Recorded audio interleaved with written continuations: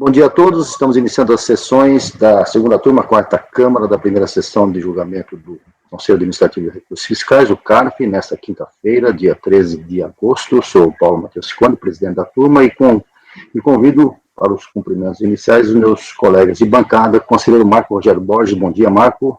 Bom dia, presidente. Bom dia, demais colegas. Conselheiro Leonardo Luiz Pagano Gonçalves. Bom dia, Pagano. Bom dia, presidente. Bom dia, demais colegas. Bom dia, Janaína. Evandro Correia Dias. Bom dia, Evandro. Bom dia, conselheiros. Conselheira Júnior Roberta Gouveia Sampaio. Bom dia, Júnior. Bom dia a todos. Conselheira Carmen Ferreira Saraiva. Muito bom dia. Bom dia a todos. Conselheira Paula Santos de Abreu. Bom dia, Paula. Bom dia, presidente. Bom dia a todos. Bom dia, pessoal do CARF. Conselheiro Luciano Bernardi. Bom dia, Luciano. Bom dia, presidente. Bom dia, conselheiros, pessoal do apoio técnico também. Cumprimento a todos e cumprimento também a Janaína, que está dando suporte em Brasília. Vamos iniciar nossa sessão virtual, então, dessa quinta-feira. E nós iniciamos com uma vista em mesa do item 81 da pauta. Ontem foi feito esse pedido de vista, foi convertido em vista em mesa. O contribuinte é Dilce Maria Feijó Carvalho, a relatoria era da conselheira Júnior, e o conselheiro Evandro vai se manifestar. Evandro, por favor. A questão aqui é intempestividade, né? Aí eu verifiquei lá, de fato, está corretíssima a conselheira Júnior, né? Se passaram ali um pouco mais de um ano entre a ciência do acordo e a interposição do recurso voluntário. Então, o processo está intempestivo.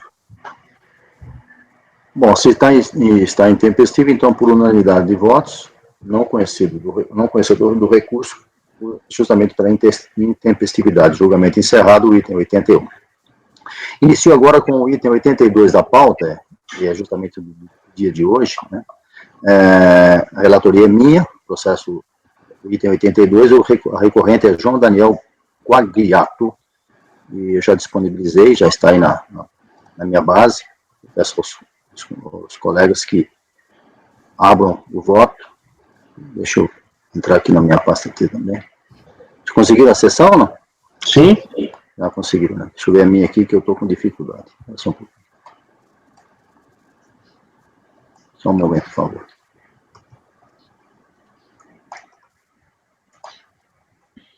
O computador travou, logo cedo, hein? Só um momento, gente.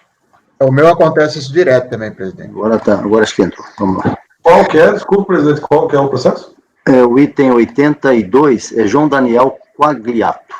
Deve estar identificado como João Daniel aí. Perfeito. Então tá, vamos lá. João Daniel. Está sendo gravado já, né, presidente? Já está gravado. Bom, aqui é um termo de indeferimento de opção. Aqui é opção, não é exclusão do Simples Nacional. Opção, a delegacia de Limeira, por sinal, e foi excluído pela constatação da seguinte situação fática. Eu reproduzo o termo de indeferimento aí, pessoa jurídica acima identificada incorreu nas seguintes situações: débito não previdenciário com a Receita Federal, cuja exigibilidade não está suspensa. Esse é o motivo. Cientificada, a contribuinte apostou a manifestação de inconformidade, alegando em síntese que o débito teria sido pago em 20 de 4 de 2016 por meio do DARF Simples, documentação de arrecadação específica do Simples Federal, regime que foi extinto no ano de 2007, conforme comprovante juntado. Essa é a alegação do contribuinte. Seria pago por DARF do Simples Federal, e aqui se trata de Simples Nacional. Disse ainda que em 8 de 2 de 2017 fez redarf, pedido de retificação, o qual veio a ser indeferido em 24 de 2 de 2017 em razão de impossibilidade de conversão de um DARF simples em um DAS, que é o documento de arrecadação do Simples Nacional. Por fim, em março de 2017, foi pago um DAS alusivo ao débito supradescrito, por 16. Submetida à apreciação da 7ª turma da DRJ de Brasília, foi mantida a decisão da DRF, dizendo que o REDARF é um instrumento utilizado pela Receita para os contribuintes possam retificar DARF ou DARF simples gerados com erro, mas não se aplica a retificar DAS, do DARF para o DAS. Com isso, ficou mantida a decisão da DRF, foi indeferida a manifestação de inconformidade, e o contribuinte acostou o recurso voluntário, assentando o que eu reproduzi em fotografia do próprio recurso, dizendo exatamente isso, que ele pagou, se quis fazer a retificação, não conseguiu. E que na DRJ de Brasília, a julgadora Andréa, isso estou nas folhas 4, a julgadora Andréa Lúcia Machado Mourão, que é uma das julgadoras da DRJ de Brasília, que participou dessa votação, ela teria destacado que nesse caso específico, palavra da julgadora, deveria prevalecer a essência sobre a forma, tendo em vista que o contribuinte recolheu o débito, o crédito tributário, devido no prazo pertinente, cometendo apenas um mero equívoco em relação ao instrumento utilizado. Essa é a manifestação do contribuinte e pede provimento do recurso. Vou ao voto. O quadro estampado é esse que eu coloquei no meu voto, nas folhas 5, já falei sobre ele no relatório, e vou já agora para minhas ponderações. Na folha 6, no caso concreto, eu vejo que os autos contemplam situação fática que exige uma leitura mais atenta e que não se apega ao mero aspecto formal que se vislumbra em um primeiro momento. Sobre isso, passo a discorrer. Está claro nos autos, e sobre isso a recorrente insistentemente reitera seus argumentos desde o primeiro instante, que o digitar o débito de R$ 93,00 relativo ao mês de março de 2016 foi recolhido tempestivamente em 20 de 4 de 2016 através do DARF simples com o código de receita 6106. Eu reproduzo aí. Está ainda explícito no processo que em 8 de 2 de 2017, antes da emissão do termo de indeferimento de opção pelo Simples, que aconteceu no dia 13 de 2, a contribuinte formulou pedido de agendamento junto à delegacia de Limeira, visando regularizar sua situação, já entendendo que esse recolhimento feito sob o código 6106 estava equivocado e poderia gerar problemas com a sua opção pelo regime beneficiado. O atendimento presencial foi pedido dia 8 e agendado para o dia 15, e eu trago aí o agendamento, com a senha, tudo certinho. Na sequência, existe a decisão da unidade de origem indeferindo o procedimento de retificação do DARF, trago aí embaixo, e está aí o motivo embaixo, pelo servidor. Indeferido a retificação do DARF por impossibilidade do sistema alterar de DARF para DAS. Ato contínuo, em 6 de março de 2017, a recorrente efetuou o recolhimento do valor de R$ 93,00 com acréscimos com a utilização do DAS, documento regulamentar para pagamentos do Simples Nacional conforme abaixo. Eu trago aí o recolhimento, inclusive, com a quitação bancária. Pois bem, é sabido e consabido que um dos pilares do processo administrativo é a sua informalidade moderada, consagrada, inclusive, legislativamente pela Lei 9784, o artigo 2º, parágrafo único, os incisos 6, 8 e 9, que eu reproduzo. Exprima-se, o princípio do informalismo moderado que reina no processo administrativo significa a adoção de formas simples, suficientes para propiciar adequado grau de certeza, segurança e respeito aos direitos todos administrados, de maneira que o conteúdo deve prevalecer sobre o formalismo extremo. Em outras palavras, não deve imperar a sacralidade das formas, mas sim a instrumentalidade delas, de sorte que os atos processuais produzam efeitos jurídicos regulares, ainda que não observada certa procedimentalidade, desde que a finalidade a que destinados tenha sido alcançada. Em suma, não se deve decretar, em virtude do princípio do informalismo moderado, a improcedência de pedidos se os atos apontados pelo contribuinte visaram a solução do litígio, ainda que mediante procedimentos que fogem ou possam fugir ao formalismo regulamentar exigido pelo órgão público. Aí eu trago a doutrina de Sérgio Ferraz e do Dallari, do Adilson Dallari, trago também da Maria Silva Zanella, de Pietro, e prossigo lá embaixo. Dentro desse cenário, parece-me absolutamente claro e induvidoso que a contribuinte buscou de todas as formas e modos possíveis, sempre lembrando tratar-se de microempresas e certamente com parcos suportes jurídicos ou contábeis, como é a regra geral no caso desses empreendedores. Repita-se, está claro que houve inúmeras tentativas por parte da recorrente de solucionar o impasse, culminando inclusive com o recolhimento em duplicidade do mesmo valor, R$ 90,00, é 93 na verdade, coloquei errado. Uma vez sucessivamente em 20 de 4 no Código 6106 e em segunda vez em 6 de março, agora já no DAS, exigido pela Receita com os acréscimos. Além disso, demonstrando seu ânimo de solucionar o impasse, agendou atendimento junto à DRF Limeira antes mesmo de ser cientificado do indeferimento do seu pedido, para ser incluído no Simples Nacional. Nessa linha, e por tudo que atrás já se discorreu nesse voto, não posso concordar que mero erro formal venha a ser motivo impeditivo para que a recorrente tenha seu pedido de inclusão no regime beneficiário devidamente deferido, discordando assim da decisão tomada pela DRF Limeira e chancelada pela DRJ Brasília, reformando-as nesse aspecto. Dentro desse quadro, perfiro meu entendimento com o da julgadora da DRJ Brasília, Andréia, tal, que por ocasião do julgamento interposto entendeu que no caso específico deveria prevalecer a essência sobre a forma. Concluindo, voto por dar provimento ao recurso voluntário, determinando que seja deferido o pedido de inclusão da recorrente no regime do Simples Nacional a partir de 1 de 1 de 2017, cancelando, pois, o termo de indeferimento emitido pela DRF Limeira e reformando a decisão recorrida. É como voto. Cumprimento pelo voto, doutor Paulo. Muito bom. Marco vai falar. Desculpa, Paula. Marco, diga, quer falar? Que nos acuse de biruta de aeroporto, né? Eu não entendi, Marco, desculpa. Antes que nos acuse de biruta de aeroporto, eu já fui acusado isso na época que eu trabalhava na fiscalização, né? Não sabia que direção apontar, né? Na realidade, aqui está demonstrado um erro material concreto, né? É diferente de outras figuras, onde o contribuinte quer até mudar a natureza da primeira alegação, do primeiro pedido. Aqui fica demonstrado, a própria decisão da RJ explorou o mesmo caminho, só não teve a mesma sensibilidade e coragem dos senhores de dar provimento, mas aqui há uma nítida demonstração de uma questão de erro material mesmo, bem nítido, exemplar. Então, o contribuinte não está querendo mudar a natureza jurídica de nada, pagou um DARF de Simples Federal em 2016, por engano, e era para ser Simples Nacional.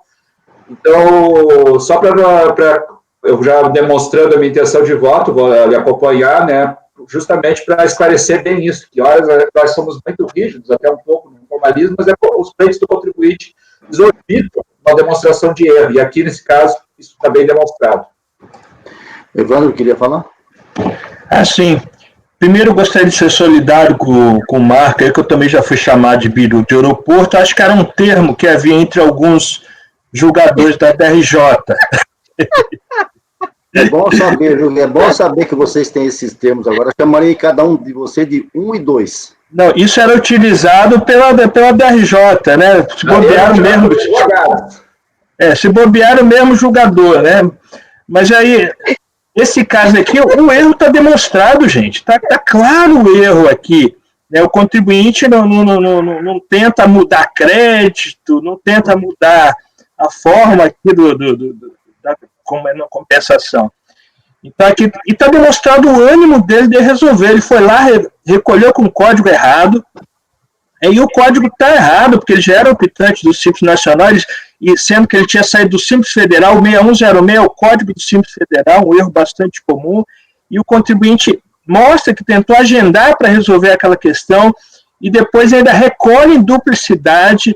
Eu acho que aqui tem que ser verificada a questão material. Então, eu parabenizo o presidente aí pelo voto. Alguém quer falar mais? Então, vamos ao voto. Marco? Acompanhe, presidente. Pagano? Acompanho, presidente. Evandro? Acompanhe. Júnior? Acompanho. Carmen? Acompanho. Paula? Acompanho. Eu queria só fazer uma ressalta, né? Essa coragem, ela tem que ser importante até na DRJ, porque o contribuinte, não sei se ele contratou um advogado, né? O custo desse erro do contribuinte. Aqui não contratou, não, que foi ele mesmo. Que bom. Bom, mas eu acompanho e parabenizo pelo voto. Conselheiro Luciano? Acompanha, presidente. Então, por unanimidade de votos, dado provimento ao recurso e permitindo ao contribuinte que fosse optando pelo Simples Nacional. O próximo processo que está aí é o item 83, Odair Aparecido Delgado. Eu também já disponibilizei o voto. Está aí como Odair Aparecido. Conseguiram acessar? Todo mundo que tiver ok, já posso começar. Todos acessaram? Então, vou começar a leitura do voto. Está abrindo, mas pode ler. Tá, então vamos lá.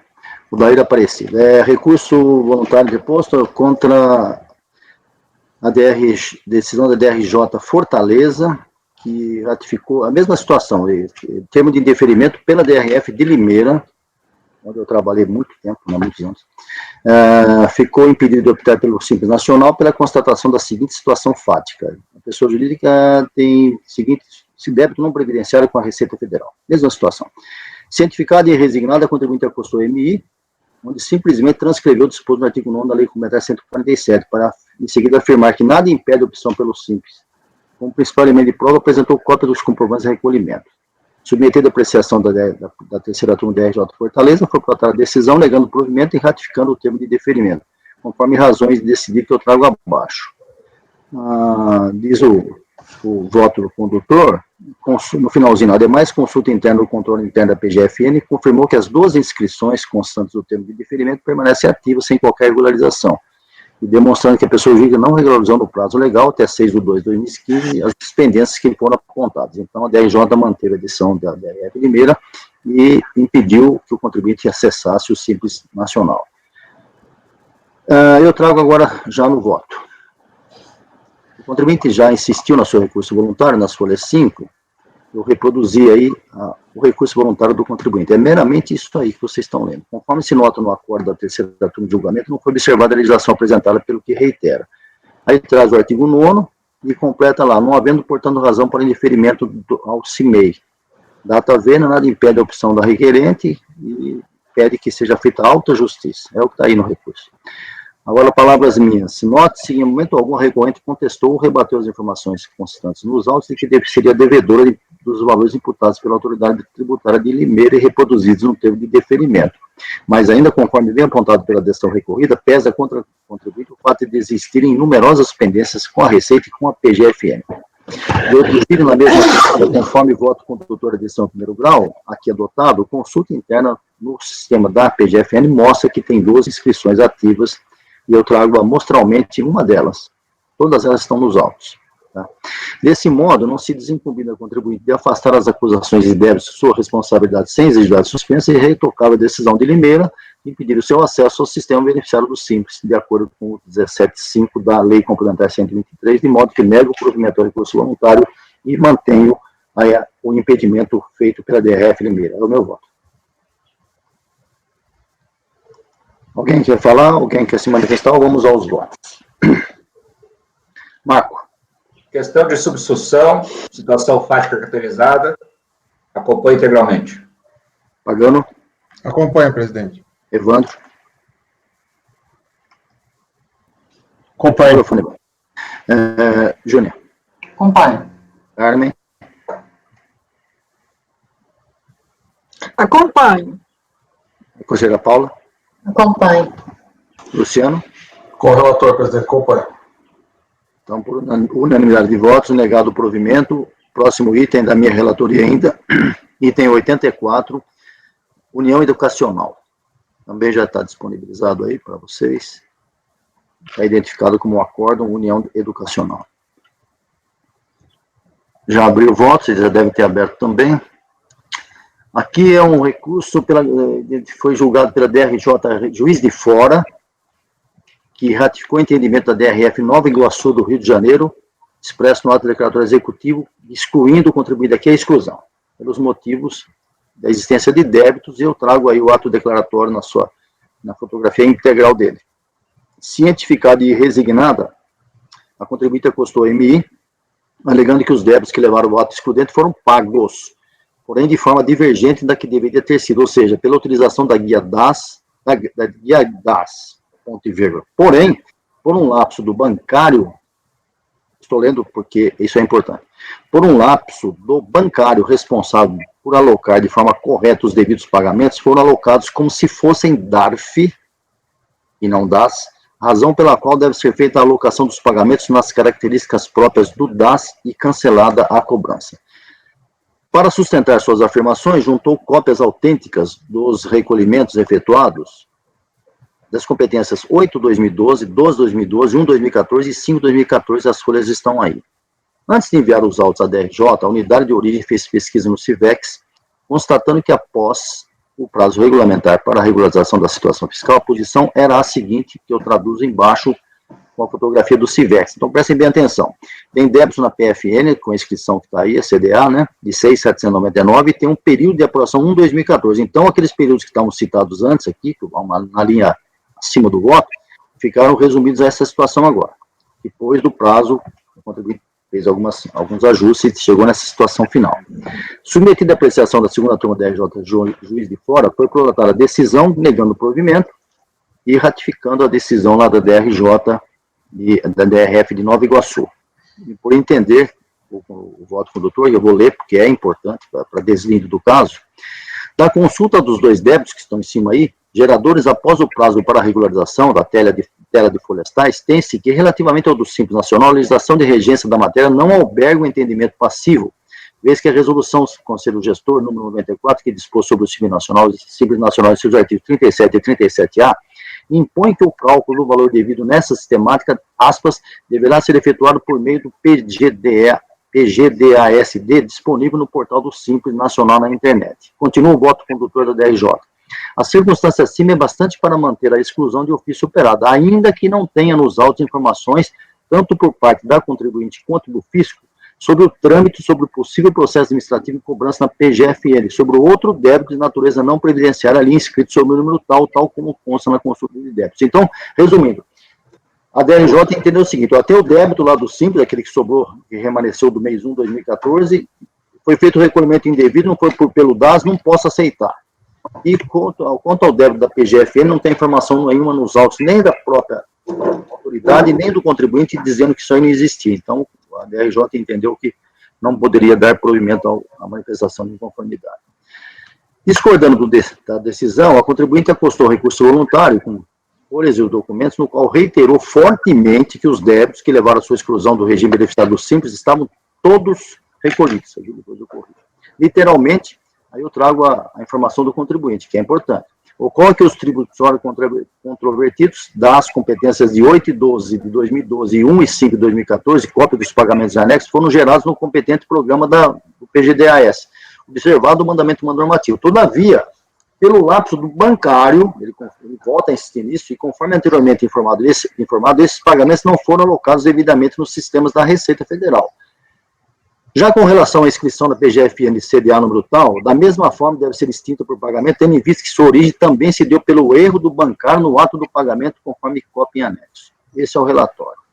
Muito bem, deixa eu corrigir um termo aqui. Vou ao voto agora.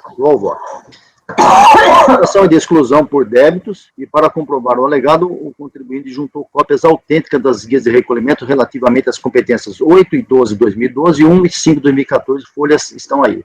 De outro lado, a unidade de origem, depois do prazo regulamentar, trouxe essa posição que nós acabamos de ler no relatório. Muito bem, que foi confirmado pelo despacho SECAT, que encaminhou os autos ao CARF. De acordo com o consulta de débitos após o prazo de regularização do CIVEX, é possível verificar as folhas seguintes débitos não regularizados. Está aí o da PGFN de 6.799 e está aí o período de apuração 1/2014 de 3.931. Apreciando a lei, eu já disse, já não vou repetir, a DRJ teve esse entendimento de que tem que ser no PGDAS, se não for, não pode, que a PGFN não trouxe informação se isso era devido ou não. Muito bem. Palavras minhas, vale exprimir, independentemente do possível equívoco na alocação dos recolhimentos, DARF ao invés de DAS, a decisão ACO sinalizou inexistir a não comprovação do recolhimento do débito autuado sobre dívida ativa da União, número tal, junto à PFN. Em seu recurso voluntário, a recorrente insiste ter adimplido todos os débitos, incluindo o pertinente à dívida ativa. Muito bem. Postos os fatos, o cenário completo é o seguinte. 1. A recorrente foi excluída do Simples Nacional mediante a ADE de 3 de 9 de 2014 por possuir débitos com a Fazenda Pública Federal sem exigibilidade suspensa.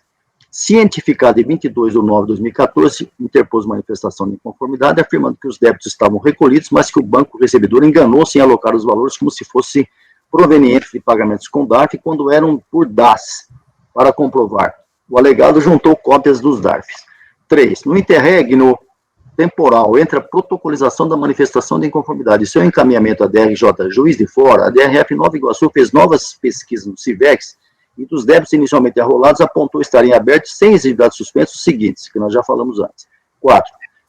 A turma julgadora de primeiro grau concordou com a autoridade tributária e manteve a decisão. 5. No recurso voluntário protocolizado, a recorrente insiste peremptoriamente não possuir débito algum, nem junto à Receita, nem junto à Procuradoria. Novamente acostou as guias de recolhimento. Pois bem, antes de analisar os recolhimentos feitos com DARF, poderiam ser alocados, se recolhimentos feitos com DARF poderiam ser alocados como se feitos por DAS, e assim aproveitar a contribuinte para resgatar os débitos de sua responsabilidade junto ao Simples Nacional, penso ser relevante verificar se os débitos realmente existiam à época da emissão do ato declaratório excludente do regime beneficiário. Principio pelo débito junto à Receita Federal e relativo ao período 1 de 2014 no montante original de 3.931,82, que está citado acima no CIVEX. A respeito, sem maiores delongas, referido o valor como alegado pela recorrente encontra-se recolhido, como comprova o DARF juntado. Eu trago aí. Acerca do débito inscrito em dívida ativa da União, no valor original devido junto à PFN no importe de 4.449, a tela Informações Gerais da Inscrição de folhas 37 mostra o seguinte quadro. Está aí, ó, 4.449 com os acréscimos. com a discriminação de períodos e valores abaixo. 2.259 do período base 1, 2014, mais 2.189. Somando esses dois valores, eu trago embaixo, a imagem é inconteste, pois extraída de documento emitido pela própria credora, no caso a PGFN. Os dois débitos que levaram a inscrição na dívida ativa no botão, no valor original de R$ 4.449,35, são os seguintes. Agosto de 2012, 2.259, dezembro de 2012, 2.189, que dá 4.449, que é o valor que está lá inscrito originalmente em dívida ativa, que com os acréscimos dá 7.699. Períodos e valores que estavam recolhidos, conforme guias juntados pela recorrente. Estão aí as guias. Em suma, os valores que deram origem à inscrição em dívida ativa no brutal foram recolhidos tempestivamente conforme DARF juntados. Nesse cenário, os 3 débitos que levaram à exclusão da recorrente do regime do Simples Nacional encontraram-se recolhidos quando da emissão do ato declaratório. Com isso, induvidosamente, não haveria motivação para manter a validade do ato do referido ato declaratório executivo de exclusão. Porém, como sustentado pela decisão recorrida pelo seu voto condutor, eu trago de novo que ele fala que não dá para chancelar o que não estiver com o DAS. Data vênia, faço uma leitura diferente do que vejo nos autos. É sabido e constado. Aí eu falo do processo administrativo, que eu já falei no outro processo, e acima da mera formalidade existe a verdade material. Trago novamente a doutrina do Adalar e do Sérgio Ferraz, assim como da Maria Silva Zanella, de Pietro, e concluo lá nas folhas, finalzinho das folhas 12. Dentro desse cenário, parece-me absolutamente claro e duvidoso que a contribuinte recolheu todos os débitos a ela imputados e que levaram a sua retirada do regime simplificado estatuído pela Lei Complementar 123, mesmo que tenha feito tais pagamentos com autorização de DARF ao invés de DAS, como exige a resolução do Conselho Gestor. Em outro dizer, não consigo enxergar que um formalismo e uma regra administrativa criada pelo poder público, que é o credor, possa se sobrepor à verdade dos fatos. Diga-se, a contribuinte pagou o seu débito, resgatou o seu compromisso, o Estado recebeu aquilo que lhe era devido. Como então entender que tais débitos estavam em aberto simplesmente porque foram recolhidos em DARF e não em DAS? É a pergunta que cabe fazer. Como o ente público pode punir um contribuinte que resgatou o seu débito, que é a obrigação principal, em razão de ter manuseado um documento de arrecadação, que é uma obrigação acessória, diferente daquele previsto na regulamentação do tributo? É outra pergunta que eu faço. Como dizer que há débito, se débito não há? É a terceira pergunta. A propósito, repita-se, ver cópias dos recolhimentos juntados aos autos de folhas 5, 7 e 9. Nessa linha, e por tudo que atrás já se discorreu nesse voto, não posso concordar que mero erro formal venha a ser motivo impeditivo para que a recorrente permaneça no regime beneficiado, discordando assim da decisão tomada pela DRF Nova Iguaçu, do Rio de Janeiro, e chancelado pela DRJ de Juiz de Fora, reformando-as nesse aspecto e votando por dar provimento ao recurso voluntário, determinando que seja mantida a opção da recorrente no regime do Simples Nacional, cancelando o ato declaratório e reformando a decisão atual. É o meu voto.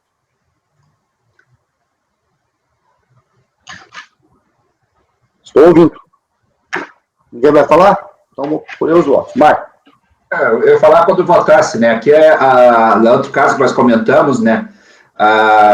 O erro de fato não foi nem do próprio contribuinte, o que é mais absurdo ainda, né? O erro material, né? Então, foi da instituição bancária na hora de recolher o DARF. Então, mais latente, mais demonstrado também, que nem o outro caso que o senhor relatou há poucos instantes. Acompanhe. Conselheiro Pagano? Eu sigo a linha de que o formalismo e exagero, né, nesse caso do Simples, tem que ser afastado. Inclusive, eu aceito, né, pagamento feito durante o processo administrativo, né? Então, nesse caso, se o problema aqui foi a questão só do pagamento feito por DAS ou por DARF, né, eu acompanho o relator. Eles pagaram durante o prazo de 30 dias, então, Ciccone, é isso? Pagaram tudo tempestivamente. Certinho, não tinha débito nenhum. Evandro, o problema todo foi o DARF. E não alocou no sistema, ou a DRJ não concordou que pudesse ser por DARF, é isso aí que se resolveu. Evandro.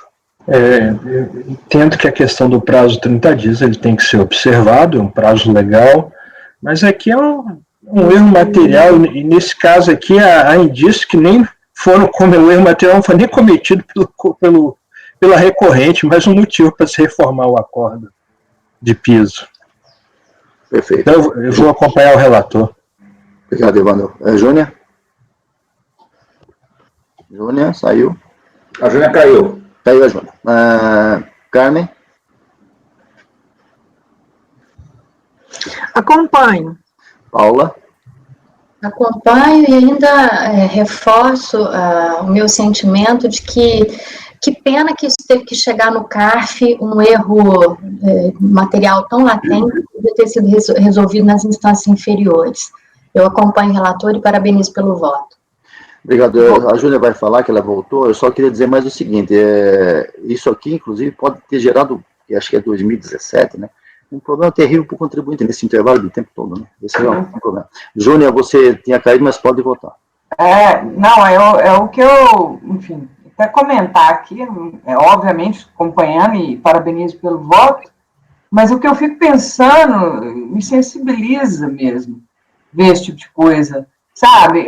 Imagina o problema que essa empresa já teve, e assim, e me assusta algumas coisas meio básicas de direito. Como é que você está responsabilizando alguém por um erro que não é ela que cometeu, que ela nem teve? Isso nem se fosse responsabilidade objetiva isso poderia estar acontecendo.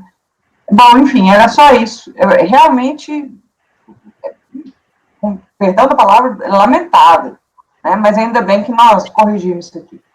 Parabéns. Obrigado, Luciano. Com o relator, presidente.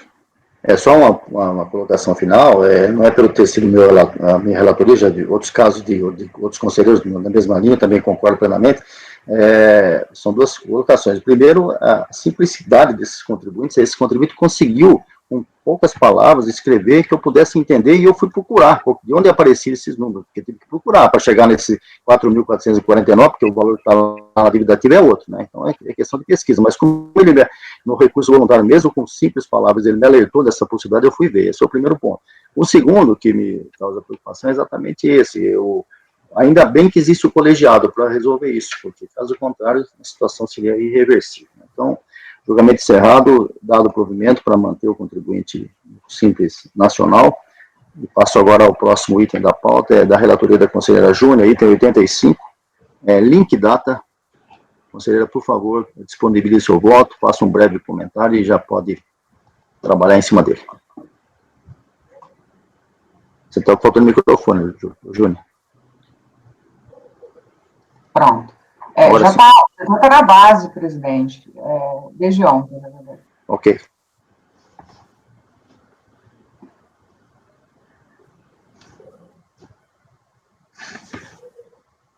Esse processo tem várias circunstâncias fáticas que são, na minha opinião, relevantes.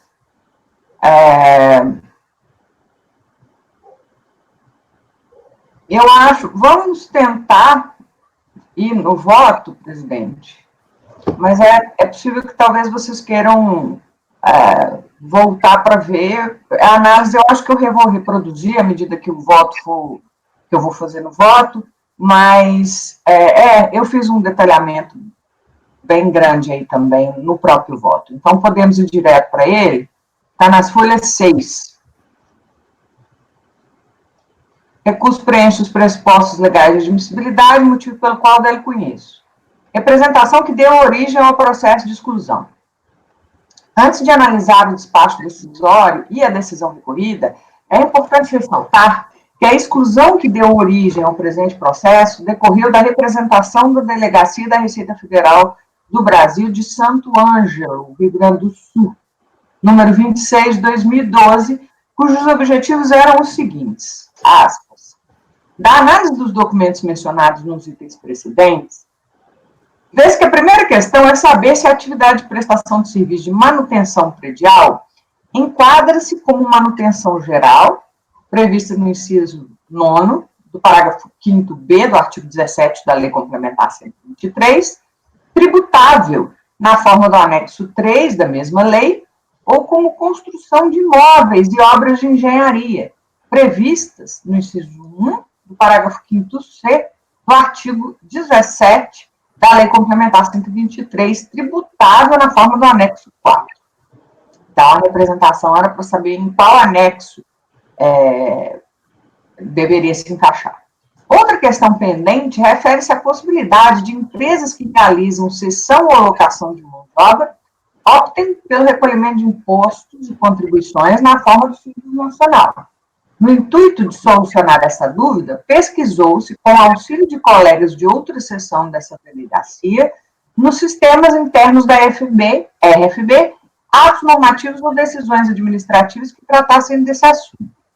Foram localizadas 2 soluções de consulta, cujas emendas constam abaixo, que tratam de assunto similar ao aqui examinado.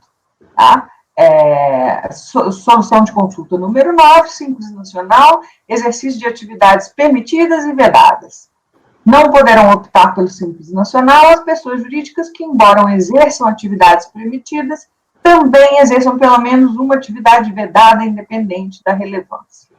Caso não incorra em nenhuma das hipóteses de vedação previstas na lei complementar, na norma do Comitê Gestor, uma empresa que presta serviços de instalação, de reparos e de manutenção em geral, inclusive de reparação e de manutenção de equipamentos de comunicação, por meio de cessão ou locação de mão de obra, pode optar pelo Simples Nacional, desde que a empresa não exerça a prestação de serviços em conjunto com outra atividade vedada. Ante o exposto, em virtude da divergência de entendimento a respeito do assunto, propõe-se a abertura de processo administrativo e o encaminhamento de representação à unidade da Secretaria da Receita Federal do Brasil, jurisdicionante da empresa Linkdata, Comércio e Serviços, cadastrada no CNPJ número tal, para decidir sobre a ocorrência ou não de hipótese de vedação de permanência da empresa contratada no regime especial unificado de arrecadação de contribuições e tributos federais do pequeno porte, Simples Nacional, após o início da prestação de serviços do objeto do contrato esse aí. Diante do exposto, é possível concluir que a referida representação visava esclarecer as seguintes questões. A. Se a atividade de prestação de serviço de manutenção predial enquadra-se como manutenção geral, prevista no inciso 9 do parágrafo 5º-B, 17, tributável na forma do anexo 3 da mesma lei, ou como construção de imóveis de obras de engenharia prevista no inciso 1, 5C da lei complementar, tributável na forma do anexo 4. B, se as empresas que realizam cessão ou locação de mão de obra poderiam optar pelo recolhimento de impostos e contribuições na forma do Simples Nacional.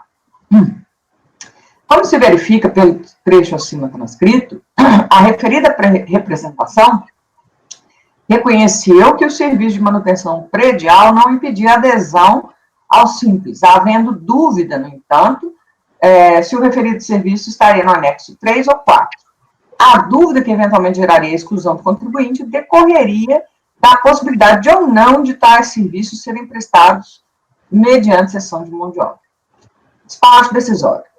Conforme já exposto no relatório da presente decisão, o despacho decisório concluiu pela exclusão da hora recorrente por entender que, a. Os contratos de prestação de serviços 06/2010, folhas 34 e 53, e de número 4 de 2010, folhas 124 e 151, celebrados entre a União, na verdade não é entre a União, com a União, por intermédio das delegacias da Receita Federal do Brasil em Passo Fundo e Sant'Angelo, e a representada, demonstram que a empresa prestou serviço com cessão de mão de obra em atividade impeditiva com a forma de tributação do Simples Nacional. B.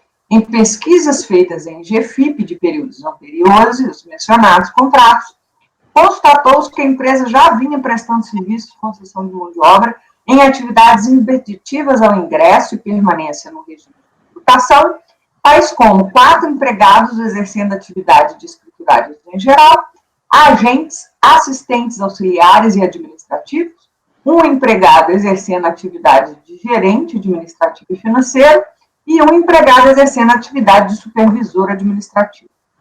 Concluiu-se, assim, que o que motivou a exclusão da recorrente foi a conclusão de que os serviços contratados pela Delegacia da Receita Federal de Passo Fundo foram realizados mediante cessão de mão de obra e que, tendo em vista a análise das GFIPs anteriores, concluiu-se que a empresa já prestava serviço de cessão anteriormente aos referidos contratos. Dos requisitos utilizados pela Receita Federal do Brasil e pelo Superior Tribunal de Justiça para caracterização do serviço de cessão de mão de obra. A decisão recorrida parte da premissa de que os serviços prestados pela recorrente caracterizam-se como serviços de cessão de mão de obra para, então, investigar se, no caso dos autos, trata-se de manutenção predial ou manutenção geral. Isso porque somente na primeira hipótese seria admitida a opção pelo Simples. Confira-se. Como se vê, aos optantes do Simples Nacional é vedada a prestação de serviço mediante cessão de mão de obra, salvo nos casos tributados pelo anexo 4 da Lei Complementar 123, ou seja, construção de imóveis, obras de engenharia em geral, limpeza e conservação, entre outros, sem relação com o presente processo. Logo em seguida, a decisão adota a solução de consulta número 182 da Secretaria da Receita Federal, 09 de ZIT, no sentido de que serviço de manutenção predial somente se caracterizaria se fosse prestado na realização de obra nova, e sendo assim, não seria aplicável a hipótese dos autos. Confira-se. No processo em análise, trata-se de serviço de manutenção prestado em edifício já construído. Então, não configura atividade de construção de imóveis. Por todos os motivos acima expostos, o serviço em tela não se enquadra nas exceções abertas pelo artigo 18, parágrafo 5º-H da Lei Complementar 126 de 2006. Isso significa que, se for prestado mediante cessão de mão de obra, constitui causa de vedação do Simples Nacional.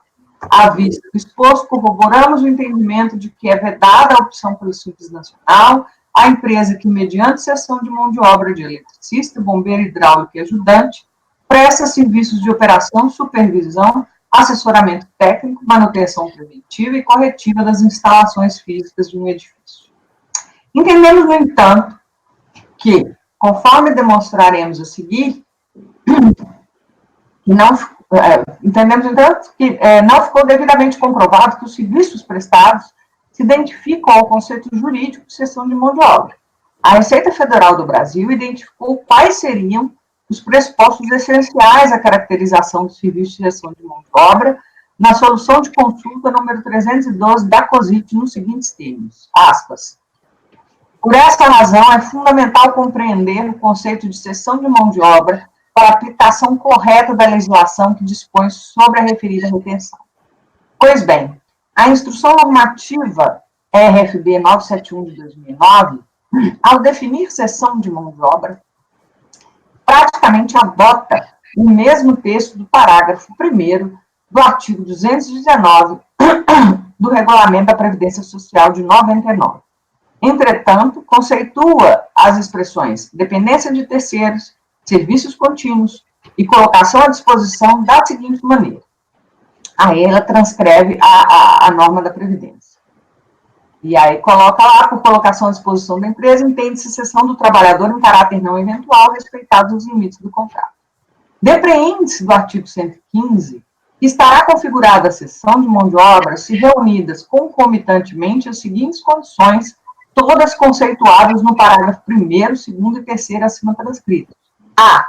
O trabalho seja executado nas dependências da contratante ou nas dependências de terceiro por ela indicados. B. O objeto da contratação seja a realização de serviços considerados contínuos por constituírem necessidade permanente da contratante. C. O trabalhador seja cedido pela contratada para ficar à disposição da contratante em caráter não eventual. Em que pese na cessão de mão de obra ser necessário que os serviços sejam prestados na dependência da contratante ou de terceiro por elas indicados, é importante frisar que essa condição, por si só, não é determinante para sua ocorrência. Para que ocorra a cessão de mão de obra, é necessário ainda que a empresa contratada coloque seus trabalhadores à disposição da empresa contratante para realizar serviços contínuos. No que diz respeito ao requisito de que os serviços devem ser contínuos, não há dificuldade de entendimento, pois a conceituação de serviço limitada pela instrução normativa é bastante esclarecedora. Porém, com relação ao requisito de que devem ser colocados trabalhadores à disposição da empresa contratante, percebe-se que a conceituação de colocação à disposição, dada pelo parágrafo 3º do artigo 115 da IN, requer do intérprete o perfeito entendimento gramatical das palavras dispor, disposição e ceder. Pois bem, de acordo com o dicionário eletrônico da língua portuguesa, os significados das palavras dispor, ceder e cessão, aplicáveis à definição de cessão de mão de obra, são os seguintes. Dispor, ser possuidor de empregados, utilizar algo que não lhe pertence, ter controle sobre algo. Ceder, transferir a alguém a posse ou direito de algo, abrir mão, renunciar. Cessão, ato ou efeito de ceder, cedência, cedimento, transferência de posse de direito. Conclui-se assim que quando uma empresa cede trabalhadores a outra empresa, ela transfere a essa outra empresa a prerrogativa que era sua de comando desses trabalhadores. Ela abre mão em favor da contratante do seu direito de dispor dos trabalhadores que cede. Abre mão do seu direito de coordená-lo. Dizer, então, que trabalhadores de uma empresa contratada estão à disposição de uma empresa contratante de serviços significa dizer que essa empresa contratante pode deles dispor, pode deles exigir a execução de tarefas dentro dos limites estabelecidos previamente em contrato, sem que eles necessitem, para executá-las, reportarem-se à empresa que o cedeu. Nesse tipo de contrato, o objeto é a mão de obra. Nesse tipo de contrato, a empresa contratante define a quantidade de trabalhadores que ela necessita para executar os serviços que são de sua responsabilidade. Por outro lado, se os trabalhadores simplesmente fizerem o que está previsto em contrato firmado entre as empresas, mediante ordem e coordenação da empresa contratada, ou melhor dizendo, se a empresa contratante dos serviços não puder dele dispor, não puder coordenar a prestação de serviço, não ocorre o ficar à disposição e, por conseguinte, não ocorre a cessão de mão de obra, nos termos do artigo 31 da Lei 8.202. Nesse tipo de prestação de serviço, é a empresa contratada que, por força do contrato firmado, está à disposição da empresa contratante e não os seus trabalhadores, que continuam subordinados a ela nesse tipo de prestação de serviço, se houver necessidade. É a empresa contratada que receberá orientações da empresa contratante e as repassará a seus empregados. Nesse tipo de contrato, o objeto é a execução de um serviço certo. A empresa contratante não está preocupada com a mão de obra no que diz respeito à quantidade de trabalho que irão executar o serviço. Para ela, não interessa se, por exemplo, serão 2, 3 ou 10, pois essa definição caberá à empresa contratada. Para ela, o que interessa é o resultado final do serviço, que é de responsabilidade da contratada. Pelos trechos acima transcritos, verifique-se que o requisito essencial para definir a natureza do contrato de cessão de mão de obra é a identificação de quem coordena a prestação de serviço. Em outras palavras, é imprescindível saber quem coordena a prestação. Isso porque, no contrato de cessão de mão de obra, quem dá as ordens é a empresa contratante. Como bem destaca a solução de consulta, nesse tipo de contrato, o objeto é a mão de obra. Na prestação de serviço, por sua vez, é a empresa contratada que, por força do contrato firmado, está à disposição da contratante e não os seus empregados. Expostos esses requisitos, é imprescindível que se verifique, no contrato que deu origem à representação, quais as obrigações da contratante e contratada, respectivamente. Nesse ponto, vejamos as cláusulas 3ª e 4ª do contrato da RF número 6 de 2010, que tratam, respectivamente, da execução e das obrigações da contratante e da contratada. Aí, ó, eu não vou ficar aqui lendo um a um, mas se vocês quiserem, a inspeção, manutenção do equipamento, certificação de cabeamento, elaboração, manutenção do sistema de ar-condicionado, e etc. E aí, a cláusula da obrigação do contratante, acho que essa parte aqui é importante. Além das obrigações resultantes da observância, são o seguinte: exercer a fiscalização dos serviços por servidores especialmente designados e deverão documentar as ocorrências havidas. Proporcionar à contratada as facilidades necessárias a fim de que possa desempenhar normalmente os serviços e disponibilizar as instalações. Destinar local para guarda de materiais, ressarcir a contratada dos valores. Bom, cláusula 5ª, obrigações e responsabilidades de caráter geral, que são as da contratada. Iniciar a prestação de serviço imediatamente depois de recebida a autorização, apresentar no primeiro mês de vigência laudo pericial a respeito das condições e riscos da equipe, executar serviços em horários que não interfiram com o bom andamento, implantar de forma adequada a planificação. E aí, enfim, não vou ficar aqui lendo, não, é enfadonho. De acordo com as cláusulas acima transcritas, verifica-se que a coordenação da prestação de serviço ficava a cargo da contratada. Essa coordenação pode ser identificada, por exemplo, nos itens 2, 5 e 7 da cláusula 5ª. Tal situação descaracteriza, nos termos da solução de consulta 312/2014, o referido contrato como contrato de cessão de mão de obra. Além disso, entendo que não é possível, com base exclusivamente nas informações constantes na GFIP, identificar se o serviço nela mencionado foi prestado mediante cessão de mão de obra. Isso porque a identificação da natureza do serviço depende das obrigações pactuadas entre as partes. Sendo assim, é imprescindível a juntada do instrumento contratual que lhe deu origem, o que não foi feito. É importante ressaltar que os critérios adotados na solução de consulta COSIT 312/2014 encontram respaldo na jurisprudência do Superior Tribunal de Justiça, conforme se verifica pela ementa abaixo transcrita. Tá? Aí ela coloca, submete ao comando desse, ou seja, do contratante.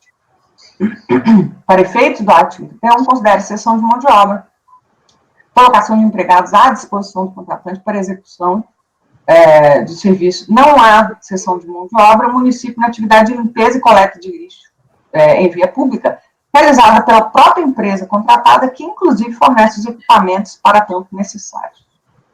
Era a teoria à época.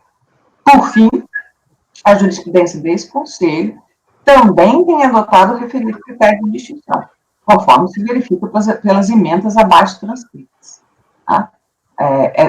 Tem uma do próprio simples, sessão de mão de obra, cabe à administração o ônus de comprovar a presença dos requisitos indispensáveis à caracterização da cessão de mão de obra, quais sejam, os trabalhadores devem ser colocados à disposição da empresa contratante, os serviços prestados devem ser contínuos, a prestação de serviço deve se dar na dependência do contratante ou na de terceiro, com transferência do poder de comando sobre os empregados da empresa contratada para a empresa contratada. E aí, algumas decisões, eu coloquei uma aqui também da Câmara Superior da segunda sessão, e também adota esses mesmos critérios para definição do que seria a cessão de mão de obra, até porque isso é uma matéria muito comum, né, na esfera previdenciária. Conclusão, em face do exposto, dou provimento ao recurso voluntário.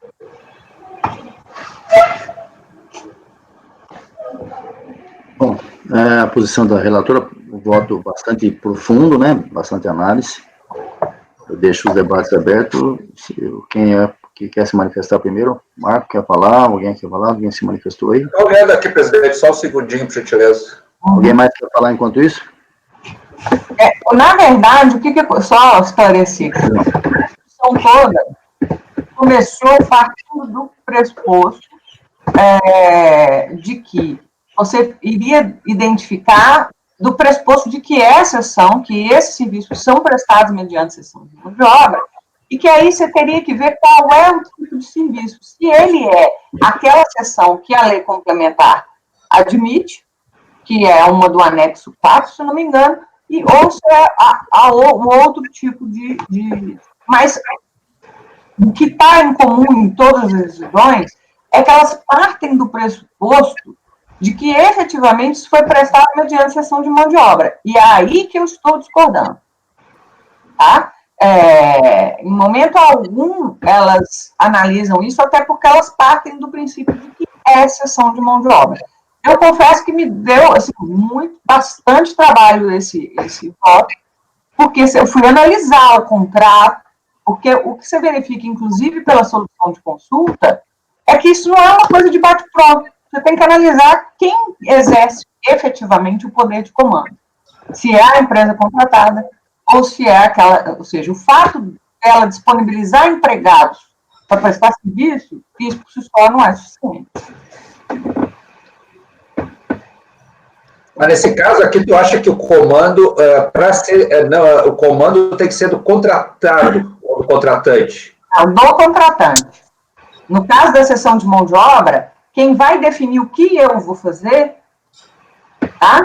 É o contratante. É sutil mesmo, não é fácil. Não, mas assim, ó, não é que o que vai fazer, é designar as tarefas, né? Agora, por exemplo, assim, se eu contratei uma faxineira, eu sou a empresa prestadora de serviço, eu contratei uma faxineira, aí vai lá para a empresa contratante, e a contratante, não, eu quero que faça faxina nisso, em tais locais, em tal intervalo de tempo. Eu acho que tem uma nuance, assim, né? Sim. Não é fácil mesmo, não, Marco. Eu reconheço. É bem. Aliás, assim, não é nem. Né, eu até. Se você quiser analisar, são 2 contratos. Nós estamos com tempo aqui, né? Então, sim, a sessão está tranquila. Eu até gostaria que vocês também dessem uma olhada, porque isso não é fácil identificar. E eu acho que não tem muito como a gente fugir de olhar o contrato. Porque pelo critério que a própria Receita está adotando, é ele que vai ter que determinar. Entendeu? Por exemplo, a questão dele falar da juntada da GFIP, para mim, isso não tem como, porque é o ônus dele provar quem é. Uma mera juntada de GFIP não. Mas, de todo modo, isso começou por causa de um serviço que era prestado lá na delegacia mesmo, um contrato que foi feito com a própria União, tá? E aí eles falaram, olha, mas esse contrato aqui, hein, será que pode ou não pode? Eu só tenho uma ressalva, né? As decisões da Câmara que tu colocou aqui, eu não olhei aquela do meio ali, mas a primeira, houve uma questão de prova, mas por que foi dado provimento?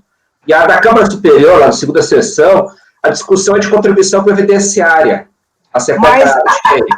Sim, mérito, a definição essa discussão, inclusive na solução de consulta da Receita Federal, ela usa como paradigma para a definição do que é cessão de mão de obra, a definição que é adotada pela Previdência. Por isso que eu coloquei o precedente da segunda sessão, porque é a base mesmo que eles adotam, até porque isso lá é muito antigo e muito discutido. Eu já fiz um voto nesse sentido, e aí acabei também me debruçando um pouco mais sobre a caracterização da cessão de mão de obra. E uma das características é que esses 3 pressupostos, eles têm que ser encontrados para a definição da cessão de mão de obra. Não basta apenas disponibilizar o prestador de serviço, mas tem que haver a subordinação, e eu diria mais, tem que haver a individualização do serviço ou do prestador. Então, para configurar a cessão de mão de obra, é necessário que todas essas características sejam encontradas, não basta haver uma, né?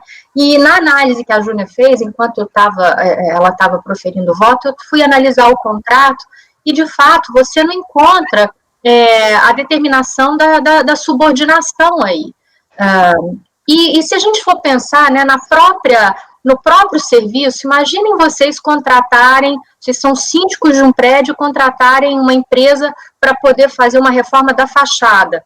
A empresa contratante, né, o condomínio, por exemplo, ele não quer saber que horas que vai começar o serviço, se o empregado está usando EPI, se ele está uniformizado. Quem vai fazer isso é a empresa contratada. A empresa contratante quer saber se ele tem bons antecedentes, quer saber quem são para poder autorizar a entrada, mas a fiscalização do serviço não vai ser feita por ela, vai ser feito no final, né? Quando ela receber o serviço, vai ver se o serviço foi feito a contento ou não. Então, eu acho que Mas é a distinção, né, que a solução de consulta faz, que eu achei muito bem feita. Ela fala, num caso, o que interessa é a mão de obra. No outro, o que interessa é o serviço. Resultado, exato.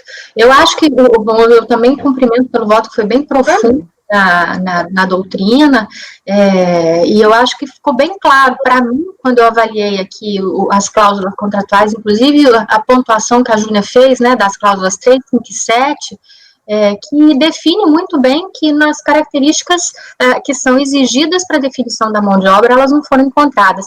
E de fato, quando eu fiz a pesquisa também para proferir o meu outro voto, para redigir meu outro voto, normalmente, essa caracterização e a jurisprudência que foi desenvolvida também para caracterizar a cessão de mão de obra, ela é encontrada em decisões que decidiam sobre contribuição previdenciária. E não, aí, obviamente, a gente está vendo que isso acaba impactando para a exclusão do simples também, né? Mas eu já até antecipando meu voto, eu concordo com a relatora. Alguém mais quer se posicionar? Se alguém tem dúvida, pode pedir vista no processo. Temos possibilidade de vista, temos margem tranquila para isso. Eu acho que é um processo que merece vista. Eu estou bem confortável para votar. Pode analisar que nós estamos... nós temos tempo, né? Estamos tranquilos no horário. Pode verificar, é um assunto o voto é muito bom e o assunto não é tão simples, né? Presidente, eu vou ter a liberdade de pedir um vista de mesa, tá? Eu sugeria retomarmos no início da tarde esse processo. Ok, vista em mesa, então, nesse caso, para uma análise melhor, eu acho que merece uma situação. A vista de mesa já resolvo... Parabéns pelo voto. Está muito bem feito. Aí retomamos o julgamento, deve sobrar um intervalo no almoço para pensar um pouco. Sim. Então, vista em mesa, suspendemos momentaneamente esse julgamento, vamos agora para o próximo item. Seu também, Júnior, item 86, Salesco do Brasil, Eireli.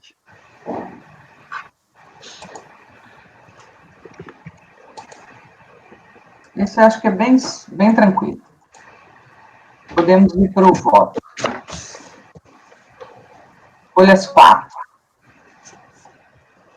Recurso preenche os pressupostos legais de admissibilidade, motivo pelo qual dele com isso. Aí, ele fala de uma preliminar de nulidade do ato de declaração de exclusão por não ter tido acesso ao mandado de procedimento fiscal. Alega recorrente nulidade da exclusão em decorrência de que não foi possível validar a autuação fiscal, pois não disponibilizado acesso ao mandado de procedimento fiscal. Procedente à alegação da recorrente. Isso porque, como já esclarecido na decisão recorrida, a existência do MPF prende tão somente a questões relacionadas à segurança do sujeito passivo quanto pseudo-ações fiscais que poderiam ocorrer. Contudo, uma vez tendo a ação se desenvolvido regularmente com a emissão do MPF, número tal, devidamente relacionado no termo de início de diligência, não se verifica qualquer abuso de poder ou ilegalidade do procedimento fiscal que corretamente colheu informações para subsidiar o processo de exclusão. Essa conclusão tem sido reiteradamente adotada pela Câmara Superior de Recursos Fiscais. Aí eu transcrevo. O decreto 7235, que rege o processo administrativo, ao tratar da nulidade, aí eu coloco lá, portanto, não se verificando na presente situação qualquer uma das causas enumeradas no artigo 59, incabível se falar em nulidade. Ilegalidade da exclusão, aplicação do princípio da proporcionalidade. Aí eu estou adotando súmula 2. Efeitos retroativos do ato declaratório. Questiona também a recorrente a impossibilidade do ato declaratório produzir efeitos desde janeiro de 2011, que portaria ofensa ao princípio da irretroatividade. Em primeiro lugar, é importante ressaltar que, assim como a DRJ, é vedado a este Conselho se pronunciar sobre a funcionalidade de leis. E aí eu cito, conforme súmula 2, acima transcritas. As únicas exceções são aquelas previstas no artigo 62A do RICAF, as quais não ocorrem na hipótese dos autos. Ao contrário, o Superior Tribunal de Justiça, no julgamento do recurso 1.124.507, submetido ao rito dos recursos repetitivos, reconheceu a natureza do ODE, que promove a exclusão dos simples, natureza declaratória, né, e, consequentemente, sua eficácia retroativa. Ficou faltando aí concluir, né, procedente a alegação do contribuinte. Compensação dos tributos recolhidos para o Simples Nacional. Por fim, a recorrente formula tributo subsidiário, no sentido que ele seja assegurado o direito à compensação dos tributos pagos na sistemática do Simples Nacional. Nesse ponto, procedente o pedido da recorrente. O o direito à compensação dos valores recolhidos no âmbito da tributação unificada devem ser deduzidos conforme reconhecido pela súmula CAPES número 76, abaixo transcrita. Na determinação dos valores a serem lançados de ofício para cada tributo, após a exclusão dos simples, devem ser deduzidos eventuais recolhimentos da mesma natureza efetuados nessa sistemática, observando os percentuais previstos em lei sobre o montante pago de forma unificada. Conclusão, em face do exposto, dou provimento parcial ao recurso para reconhecer o direito que sejam deduzidos eventuais recolhimentos da mesma natureza efetuados nessa sistemática, observando-se os percentuais previstos em lei sobre o montante pago de forma unificada. Aqui eu reproduzi o teor, na conclusão do voto, o teor da súmula 76. É como voto, presidente. Júnior, tem um detalhe aqui, a decisão da RJ diz que a discussão do valor está em outro processo, por isso que não estava concedendo compensação nesse processo. Eu acho que eu... Isso que... tempo que eu fiz. O Evandro quer falar também sobre isso, Evandro? Não, exatamente isso, eu ia perguntar, porque eu não estou vendo o lançamento nesse processo. Eu não verifiquei, tá? Bom, confesso que eu não faz tempo que eu fiz esse processo, eu acho que isso aí eu não... Então, na verdade, seria para... Como a discussão do valor está sendo feita em outro processo, é verdade, porque, na verdade, faz sentido. Esse aqui a gente discute só a manutenção ou não, né? Sim. Então, na verdade, não tem que falar dessas questões sobre o recolhimento. Aqui é puramente a questão se mantém ou não mantém. Então, não caberia esse pedido subsidiário aqui, né?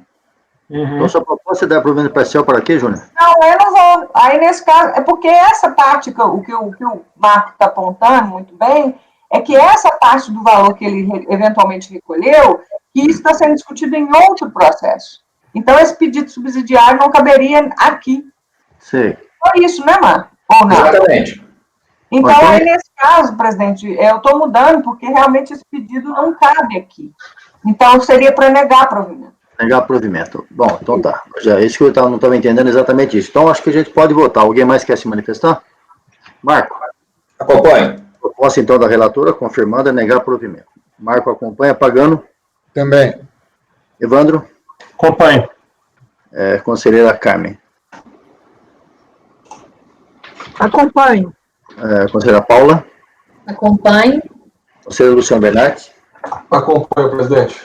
Também acompanho. Então, negado o provimento, votação unânime. Vamos dar um intervalinho de 5 minutos, tá?